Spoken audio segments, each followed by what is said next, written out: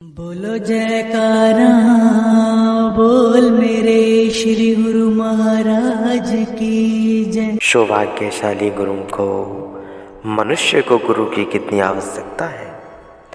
शिष्य का गुरु के साथ कैसा संबंध है, गुरु के प्रति शिष्य की कैसी श्रद्धा होनी चाहिए, गुरु कितने दयालु होते हैं और उनका अपने शिष्य के प्रति कितना हित तथा कितनी भलाई होती है, और गुरु का निरादर करने पर क्या कुछ दंड भुगतना पड़ता है।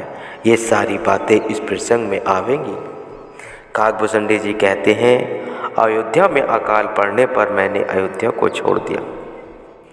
मैं खल मल संकुलमती नीच जाति वस मोह, द्वेज हरि जन देखत जरू करहु विष्णु कर दोहे। हे करुण जी, अयोध्या में अकाल पड़ने पर मैं अपनी सारी संपत्ति को खो चुका था। दरिद्र अर्थात कंगाल, दीन मलिन और दुखी होकर उज्जैन को गया। कुछ दिन वहाँ रहने पर मैंने थोड़ी सी संपत्ति पाई, जिससे मेरा निर्वाह कुछ खुले हाथों में चलने लगा। उज्जैन में रहते हुए मैं नित्य प्रति शिव जी के मंदिर में जाकर शिव जी की पूजा करने लगा। वहाँ पर मुझे एक महान उत्तम ब्राह्मण अथवा ब्रह्म के जानने वाले तत्वेता महापुरुष के दर्शन हुए। वे महापुरुष परम साधु और परमार्थ के ज्ञाता थे। उन्होंने मुझे शिव जी का मंत्र दिया, अर्थात शिव नेत्र या तीसरा तिल, जिसे ज्ञान नेत्र भी कहते हैं, उसे खोलने की दीक्षा दी और उसके अभ्यास की युक्ति बताई। मैं उस अभ्यास को तो करने लगा, परंतु गुरु का सेवन सच्चाई से नहीं बल्कि कपट से करता था। किंतु मेरे गुरु अति दयालु और नीति के स्थान थे। वे मुझको बाहर से नर्म देखकर पुत्र की न्याय पढ़ाते और बड़ा प्यार करते थे। हे गरुण जी, मैं गुरु के बताए हुए मंत्र को शिव मंदिर में बैठकर पचपता, किंतु हृदय में बड़ा पाखंड और अहंकार रहता था। मेरी ऐसी मलिन मति थी कि एक तो दुष्ट स्वभाव और दूसरे पापयुक्त बुद्धि वाला नीच जाति मोह के वशीभूत होकर ब्राह्मण और भक्त हरिभक्त जनों को देखकर जलता था। मैं शिवजी महाराज जी का तो भक्त बना हुआ था, उनका तो मनन करता था, परंतु विष्णु भगवान का द्रोह और खंडन करता था। हे करुण जी, मेरे इस प्रकार के दुखित आचरण को देखकर गुरु नित ही मुझे समझते थे, परंतु मेरी बुद्धि इतनी मलिन थी कि उनके शुभ उपदेश को सुनकर मुझे क्रोध उत्पन्न होता था। जैसे पाखंड मनुष्य को नीति नहीं भाती, मेरे मन की अवस्था भी ऐसी थी। एक बार गुरु महाराज जी ने मुझे अपने पास बुलाकर बहुत प्रकार से नीति समझाई और कहा, हे पुत्र, शिव जी की उपासना करने का यह फल है कि श्री भगवान के चरणों में अचल भक्ति हो। तुम नहीं जानते कि श्री राम जी को तो शिव और ब्रह्मा भी भजते हैं। साधारण मनुष्य की तो बात ही क्या है, जिनके चरणों में शिव जी और ब्रह्मा भी प्रेम करते हों। हे अभागे, उनसे द्रोह कर तू सुख चाहता है।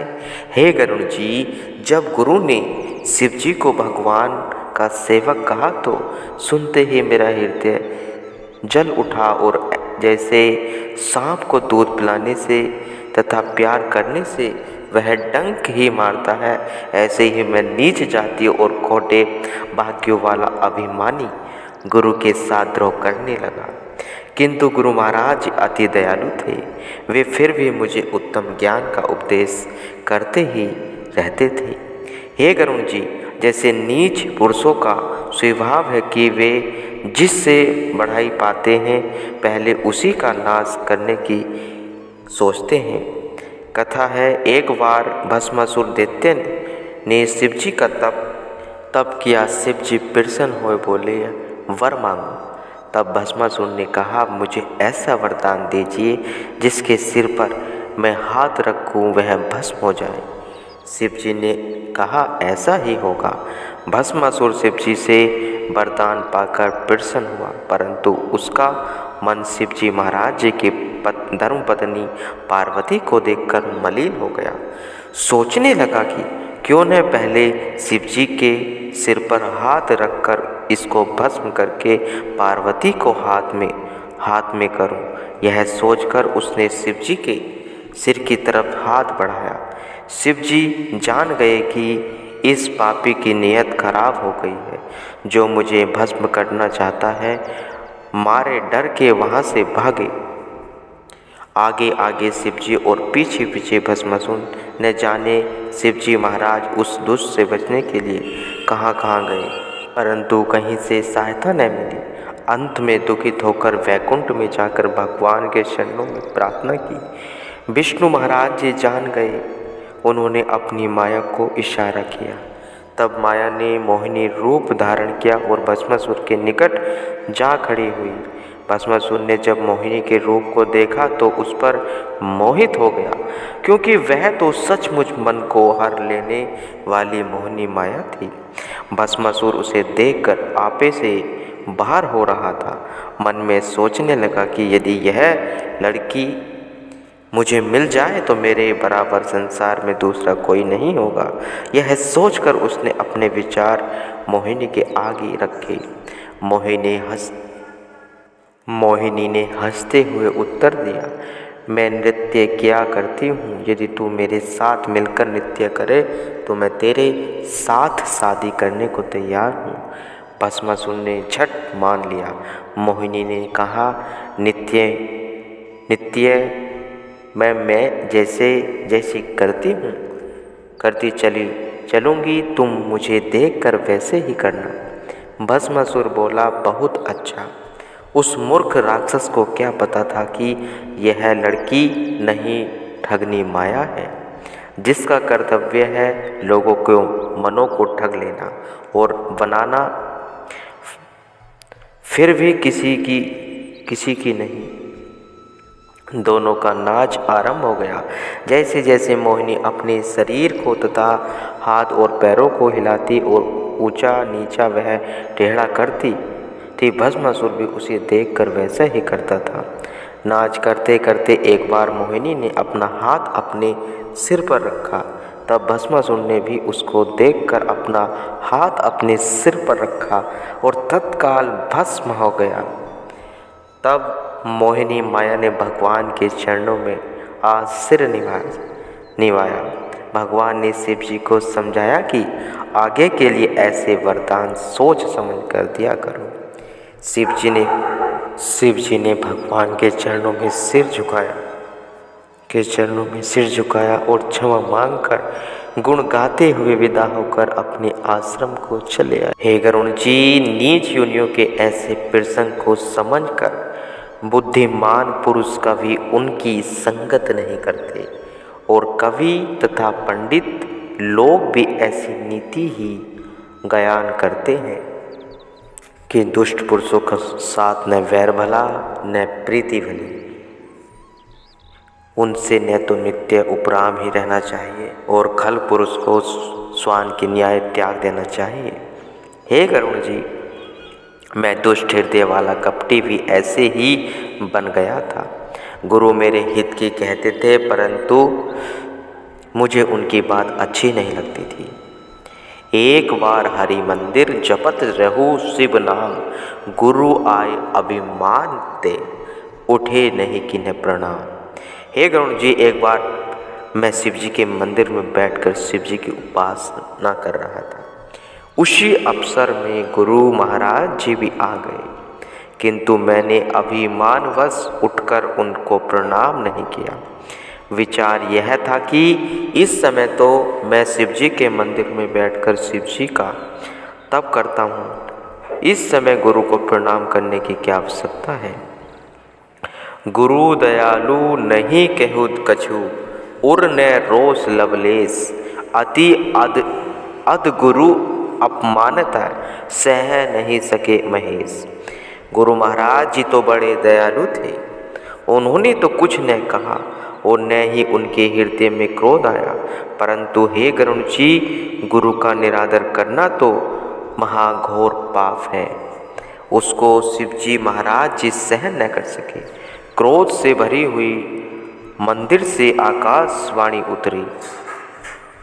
सो मंदिर में से यह आकाशवाणी हुई, अरे हतभाग्य नीच अभिमानी, यद्यपि तेरे गुरु को कुछ भी क्रोध नहीं उपजा, क्योंकि वे दया में संत हैं और पूर्ण ज्ञानी हैं।